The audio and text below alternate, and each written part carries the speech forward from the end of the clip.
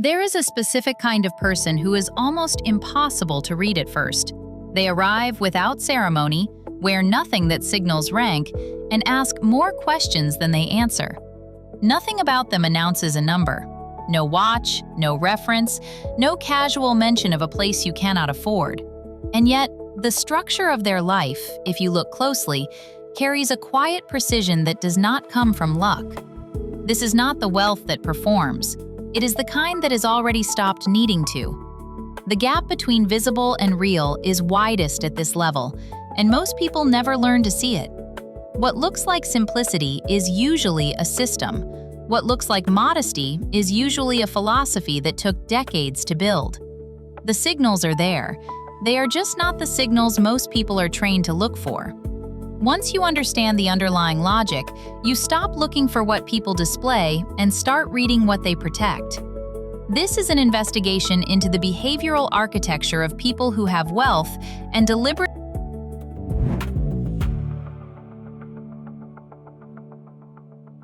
The first pattern is not a behavior. It is the absence of one. People who are financially uncomfortable with their position tend to narrate it, referencing what things cost, what deals they found, what amounts surprised them. Price enters their conversation because price is still emotionally loaded, still large enough to register, still worth mentioning. At a certain level of real financial stability, that reflex disappears entirely, not performed away, but genuinely gone. When money is no longer the most significant variable in a decision, it stops being worth discussing in the same way the weather stops being news once you live somewhere predictable. The person who never mentions what anything costs is not withholding. They simply have no reason to bring it up, because it was never the point of the transaction. This silence is one of the most readable signals in a social environment, and it is almost never faked successfully for long. Performed nonchalance about money has a specific texture. Real indifference to price has a completely different one, and the difference is visible if you know to look. The absence of price commentary is a kind of negative space in conversation that quietly out.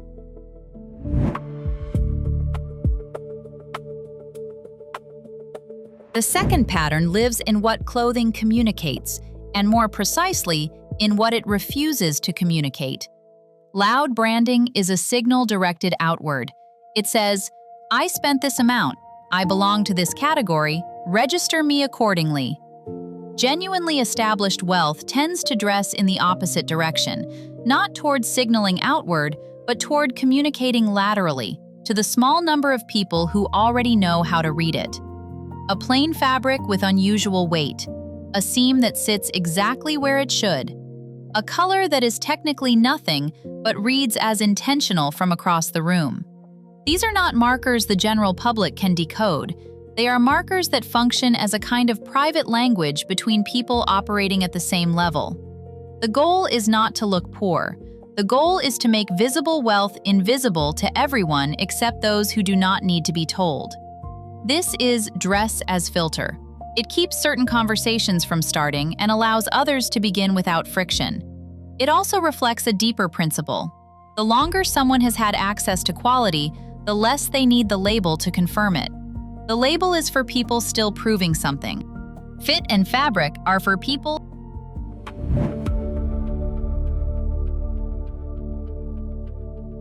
The third pattern is about how they move through social space using language.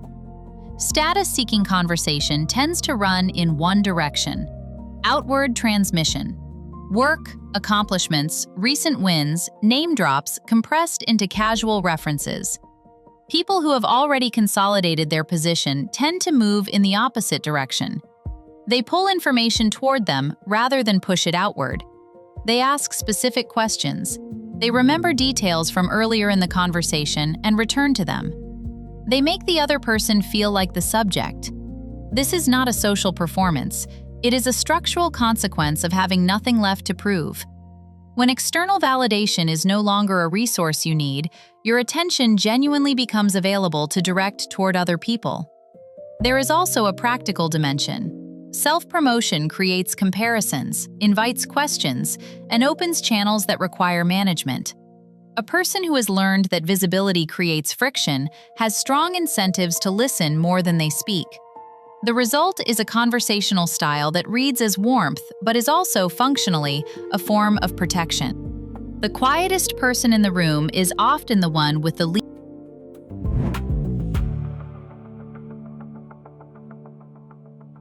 The fourth pattern is spatial. It lives in how a home is assembled over time versus how it is installed all at once. Newly acquired wealth tends to produce a specific aesthetic: everything recent, everything high signal, everything chosen to communicate the upgrade. Established wealth produces something structurally different. The furniture is old but correct. The renovation happened once and has never needed revisiting. Nothing in the space is there to impress. Everything is there because it earned its place over years and has not been replaced because it has not needed to be. This is curation versus staging.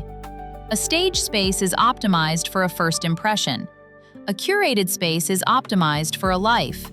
The difference is not always visible in a single object. It lives in the relationship between objects, in the sense that each piece belongs where it is. Real money tends to buy things once and keep them.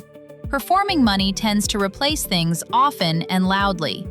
The home is a long record of how someone makes decisions, and those decisions accumulate into a pattern that is hard to fabricate. A space that has been lived in correctly for 30 years has a quality that no renovation.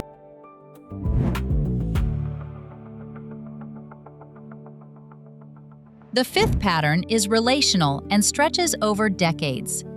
The accountant who has filed the same returns for 20+ years. The attorney who knows every major asset and decision without needing to be rebriefed. The financial advisor whose relationship predates the client's children. This is not loyalty for its own sake. It is the deliberate construction of institutional memory around a financial life. Every long-term service relationship represents a person who understands context, who can act without full explanation, who carries knowledge that would take years to rebuild with someone new. New money optimizes for the best available option at each decision point. Established wealth optimizes for the accumulated value of a relationship that already knows the whole picture. The switching cost for someone who has managed complexity for long enough is not a fee. It is the loss of context that took 2 decades to build. This preference for depth over novelty extends beyond service providers. It reflects a general orientation toward things that compound rather than things that merely improve. The same logic that governs long financial relationships also governs long personal ones.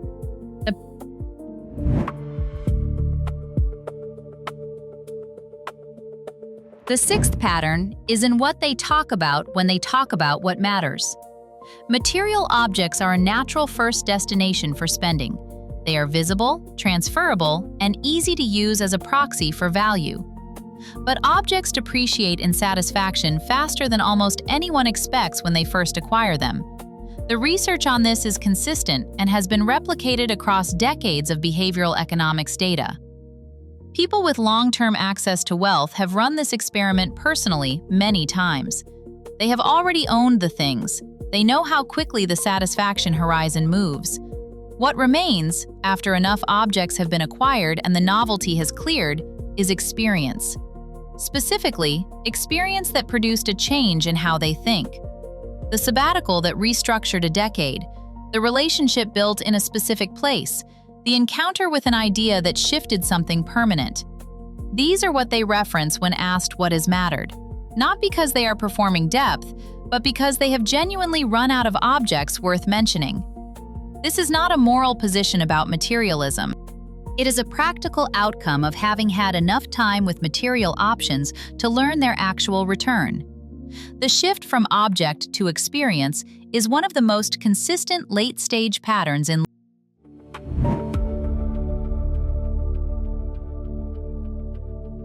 The seventh pattern is linguistic and highly intentional. Ask someone performing wealth what they do, and the answer arrives with precision and title.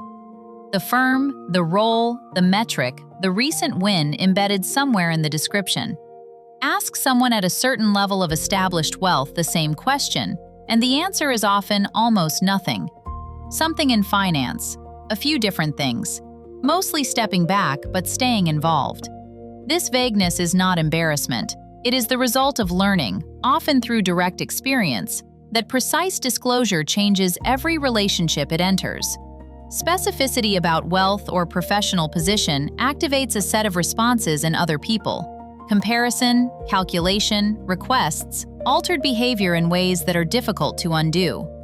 The vaguer the self-description, the less surface area there is for those dynamics to attach to. This is not dishonesty. It is the management of information as a resource, which is itself a financial behavior applied to social context. The person who has learned to describe themselves loosely has usually already paid the cost of describing themselves precisely and decided.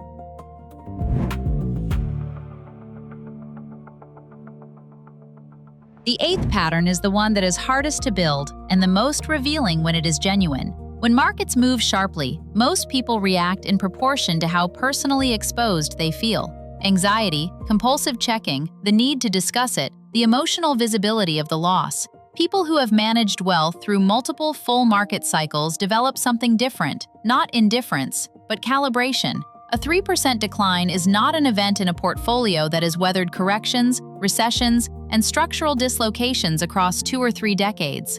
The equanimity is not a posture adopted to look sophisticated. It is the earned output of having watched the cycle repeat enough times to understand it as a cycle. This kind of composure is also practical.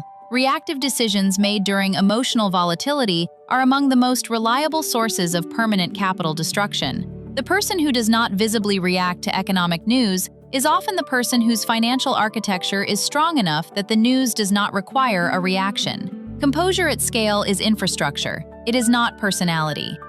It is the result of having built something resilient enough to absorb ordinary turbulence without.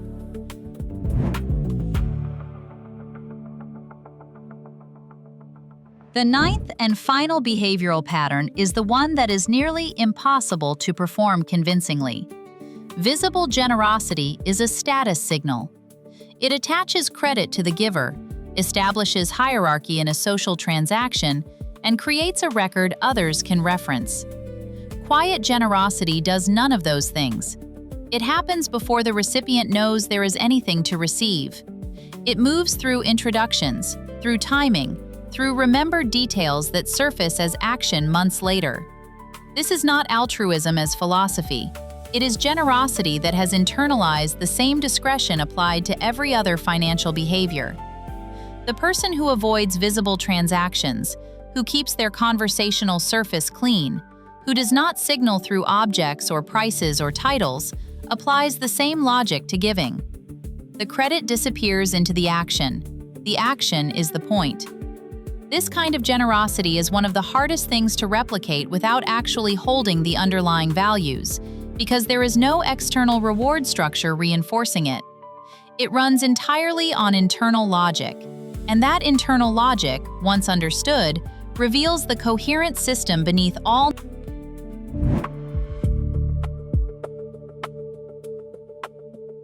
Each of the patterns described here is a behavior, and every behavior has a logic underneath it.